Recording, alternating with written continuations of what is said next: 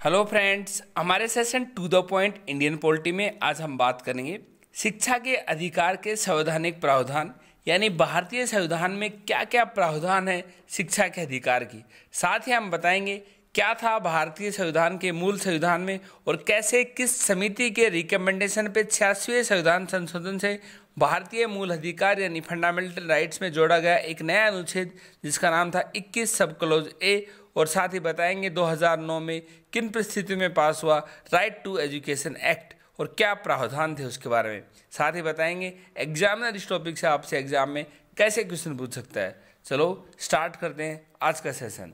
हम आपको बता दें मूल भारतीय संविधान के भाग 4। हम आपको बता दें भारतीय संविधान में 22 पार्ट हैं यानी भाग हैं, जिसमें भाग 3 में दे रखे हैं फंडामेंटल राइट्स और भाग 4 में दे रखे हैं डीपीएसपी यानी नीति निर्देशक तत्व। इसके अनुच्छेद 45 और अनुच्छेद 39 सब क्लोज एफ में राज्य द्वारा वित्त पोषित सम्मान और सुलभ शिक्षा का प्रावधान किया गया है। हम आपको बता दें डीपीएसपी स्टेट पे डिपेंड करते हैं, वो लागू करें या ना लागू करें, ये एक वेलफेयर स्टेट के प्रावधान है। बाकी फंडामेंटल राइट्स बाध्य करते हैं, वो स्टेट को लागू करने ही पड़ेंगे और वो ना मिले तो कोई भी नागरिक कोर्ट में भी जा सकता है, लेकिन डीपीएसपी को लेके कोई भी इंसान ना कोई भी नागरिक कोर्ट में नहीं जा सकता। इसके अलावा शिक्षा का अधिकार का ये मूल संविधान में नहीं था। भाग 4 जो डीपीएसपी के अनुच्छेद 45 और अनुच्छेद 39 एफ में सब क्लोज एफ में प्रावधान थे शिक्षा के अधिकार के बारे में।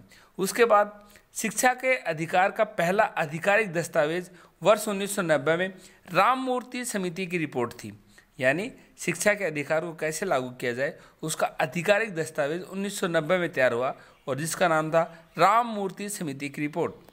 वर्ष 1993 में उन्नी कृष्ण जेपी बनाम आंध्र प्रदेश राज्य और अन्य मामलों में सर्वोच्च न्यायालय यानी सुप्रीम कोर्ट ने अपने ऐतिहासिक निर्णय के कहा कि शिक्षा का अधिकार अनुच्छेद 21 के अंतर्गत एक मौलिक अधिकार है। पहली बार 1993 में सुप्रीम कोर्ट ने कहा कि शिक्षा का अधिकार भी मौलिक अधिकार है और ये इंक्लूड है आर्टिकल 21 में यानी अनुच्छेद 21 में।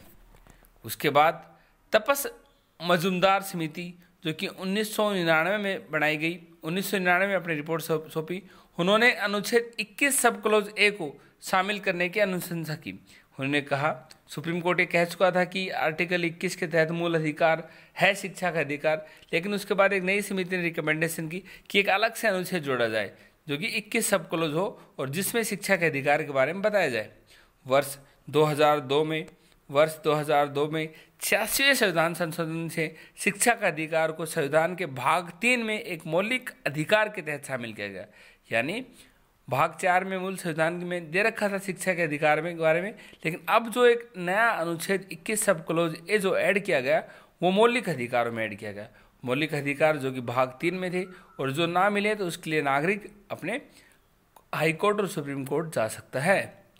इसके अलावा अनुच्छेद 21 सब क्लोज ए के अंतर्गत शामिल किया गया, जिसमें 6 से 14 वर्ष के बच्चों को लिए शिक्षा के अधिकार को एक मौलिक अधिकार बना दिया। किससे ये भी एग्जाम में अक्सर क्वेश्चन आता है और बच्चे कंफ्यूज हो जाते हैं कि किस एज से किस एज तक के बच्चों को शिक्षा का अधिकार दिया गया है।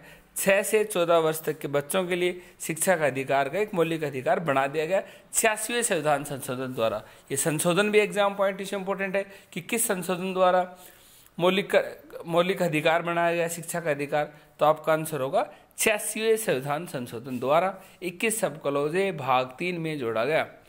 इसने एक अनुवर्ती कानून शिक्षा के अधिकार अधिनियम 2009 का प्रावधान किया। उसके बाद में एक शिक्षा का अधिकार अधिनियम भी आया, 2009 का भी प्रावधान किया गया।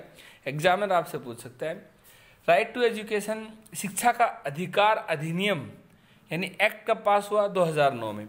मौलिक अधिकार यानी कि फंडामेंटल राइट्स में कब जोड़ा गया शिक्षा का अधिकार? 2002 में 86वें संविधान संशोधन द्वारा। किस समिति ने? तपस मजुमदार समिति की रिकमेंडेशन पर यह सब किया गया। उससे पहले भारतीय मूल संविधान में डीपीएस में नहीं था, अनुच्छेद 45 और 39 सब क्लोज एफ में। और 1993 में सुप्रीम कोर्ट ने कहा कि शिक्षा का अधिकार एक मौलिक अधिकार है और ये निहित है आर्टिकल 21 में राइट टू लाइफ में। हमने बताया आपको आज शिक्षा का अधिकार के संवैधानिक प्रावधान। हमारे आज के सेशन में इतना ही। Thank you.